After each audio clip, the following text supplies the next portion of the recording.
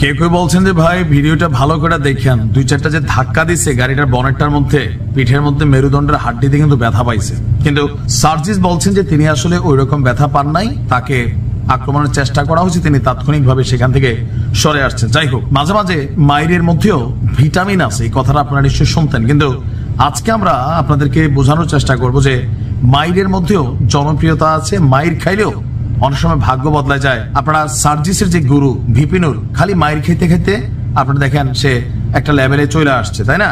তবে ভাগ্য ভালো, ভিপিনুরও কখনো ওই লেভেলের মায়ের খায় নাই যেই লেভেলের মায়ের আসলে ছাত্রলীগ দিত।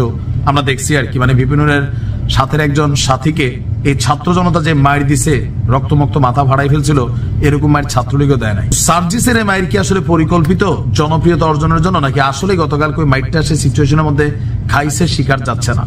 বাট একটা জিনিস পজিটিভ হয়ে গেছে। কোনটা পজিটিভ হয়েছে? প্রাইভেট ইউনিভার্সিটির সাথে এই জাতীয় নাগরিক পার্টির একটা বিশাল দূরত্ব ছিল।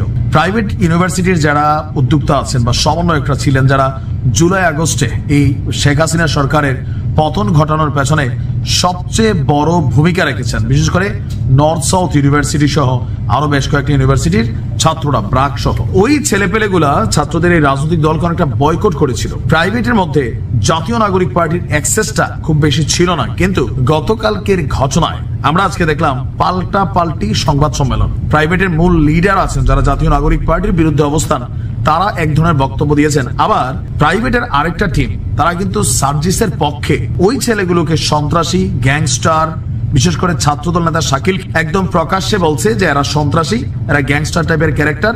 এখানে সার্জিসের কোনো দোষ ছিল না, তিনি আসছিলেন ভালো কাজের জন্য, তাকে এখানে মব জাস্টিসের একটা অবস্থান তৈরি করা হয়েছিল। বাট সুযোগ বুঝে কেটে পড়েছিলেন সার্জিস আলম, তিনি তার ফেসবুকও লিখেছেন। এখন আজকে সারাদিন আমরা দেখলাম যে সার্জিসের পক্ষে প্রাইভেটের একটা গণমত তৈরি হয়েছে। এটা সার্জিসের জন্য মেঘ না চাইতে বৃষ্টি টাইপের কিন্তু একটা অবস্থান, কারণ তাদের দরকার এই মুহূর্তে জনপ্রিয়তা। এবার এই মায়ের আচমকা খাক, পরিকল্পিতভাবে নিজেরাই নিজেদেরকে করাক, যেটাই করা, এটাতে সার্জিসের জন্য ভালোই হয়েছে, খারাপ আসলে হয় নাই। একটু আগে দেখলাম সন্ধ্যার সময় গণ ইফতার তিনি করছেন, শারীরিকভাবে সম্পূর্ণ সুস্থ। কিন্তু গতকালকে রাত্রে যে দৃশ্য আমরা দেখছি, আমরা তো ভাবছি 2-4 দিন নিশ্চয়ই বিছানা থেকে উঠতে পারবে না, পোলাপাইন বয়স, বউয়ের দোয়া আছে, বাপ্পার দোয়া আছে, জাতির দোয়া আছে, সেই কারণে তাড়াতাড়ি রিকভার করছে। আর পাশাপাশি ফ্রিতে যেটা পাইছে সেটা হচ্ছে একটা সিম্প্যাথি। রাজনীতিতে এই ছেলেগুলোরে যারা হালকা নিচ্ছেন, এরা যেই লেভেলে খেলে, আমার মনে হয় আমাদের যারা পরিপক্ক রাজনীতিবিদ আছেন তারা অনেকটা কোণঠাসা। টেলিভিশন টক শোতে এক একজন ধৈর্য হারাচ্ছেন, মানে নানান ধরনের বক্তব্য দিচ্ছেন, কিন্তু ছেলেগুলা ঠান্ডা মাথায় খেলছে এই দেশের রাজনীতিবিদদেরকে নিয়ে, এমনকি তাদের যে লেজুর ভিত্তিক সংগঠনগুলো আছে তাদেরকে নিয়েও খেলছে। এর পাশাপাশি নিজেদের পক্ষে ভোটের ব্যাংক বৃদ্ধির জন্য কল্যাণকর কিছু ভূমিকাও পালন করছে। তবে আগামী দিনে বলে দিতে চাই যে রাজনীতির মাঠে যারা ভাববেন যে এই ছাত্র জনতা কি ছিড়বে, এখনো অনেকে বোঝেন না আসলে কি হতে যাচ্ছে, কি ঘটবে। সো যে কোনো কিছু দেখলে ধুমধাম কোনো অ্যাকশনে যাইয়েন না, পরে কিন্তু বিপদে পড়বেন। বিশেষ করে আজকে বিপদে পড়ছে কে? বিএনপি।